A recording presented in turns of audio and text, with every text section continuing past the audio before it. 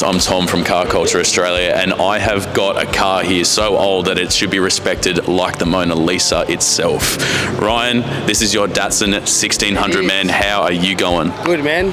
It's been a long time coming for this car, man. Well, tell me all about it, man, because obviously this is a bit of a classic, but everything inside of it is extremely modern, I would say, and you've done a lot of hard work, and I can tell that right now. Yeah. Tell me what is going on in this engine bay. Well, it's just a SR20 out of a S13. It's originally a red top. I bought the car fundamentally how it is with the SR in it. It's engineered for the SR, but unfortunately, man, I had a bit of fun at my mate's wedding, and I done a ring landing in this cylinder too, so out she came, and yeah, man, I built it.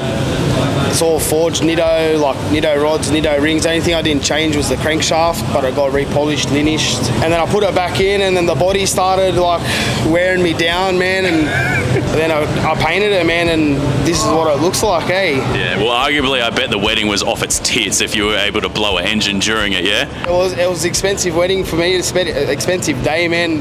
The engine build plus the gift I gave my mate for his wedding, so well, quite a bad day for me, man. Absolutely. Can we walk around the side of the car, because my next question for you, man, is the colour choice. Now, some people would think this might come naturally on such a classic, but they would be extremely wrong. Tell me what is going on in the colour pattern of this car. So me and my mates like into spray painting, panel beating, and we're just having a few drinks, man, and we started mucking around with colours. So the colours originally Galaxy Grey from a Honda.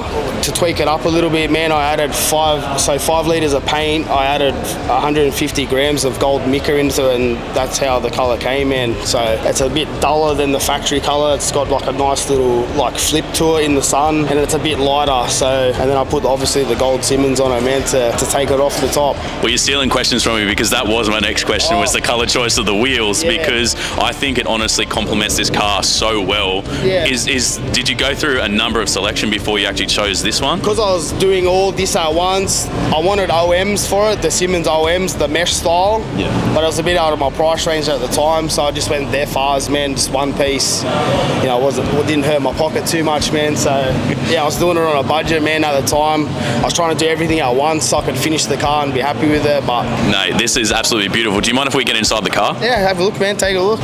Okay.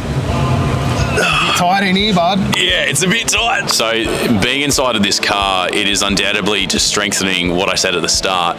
It's so classic, but it's modern. Can you please tell me what's going on inside of this car? So, man, it's pretty much like I didn't do much to the trim. Actually, it's on the cards of, again, like I want to do it. So the dash is like the factory how I got it, man. I just changed the carpet, I got it cleaned. I took out the old gauges that was in here. I got the factory cluster here, like the original 1600 Speedo. I got an auto meter, rev counter here. I got boost gauge, oil pressure and coolant temperature, and just a CD player, man. My back parcel shelf, I got just Rockford Fosgate 10-inch sub in the middle with 6x9s Rockford. And just the JVC head unit, man. Pretty standard for a like standard looking interior for the rest of the car, but it's on the cars, man. Just haven't got around to it yet, eh? Nice. Something that I've been meaning to ask you, now that we've been around the front of the engine, we've been to the side of the car, now we're inside the car, what was the thing that caused you the most headaches building this? Mainly the bodywork, because it's so old. Obviously there's a bit of rust around. I like to think that I got most of it, but there's a few little bits coming through. I'll get it next time after a few more years. When it starts doing my head in, I'll give the car another once over, but I'll try and get all the rest of it. Mate, I hope we're having this conversation maybe a few more years later just to see what else is going on with this car. Can I ask you one more question? Yep. What does car culture mean to you? Man, it's just a good thing to get out like with your mates, and you know, especially like in the old school scene, like old school cars, and that's just good to go for a cruise, just meet new people like such as yourself, and like getting involved in good events like this, man. Like it's just good to hang out and meet new people. Right, man, thank you so much for this interview. Thanks, bud.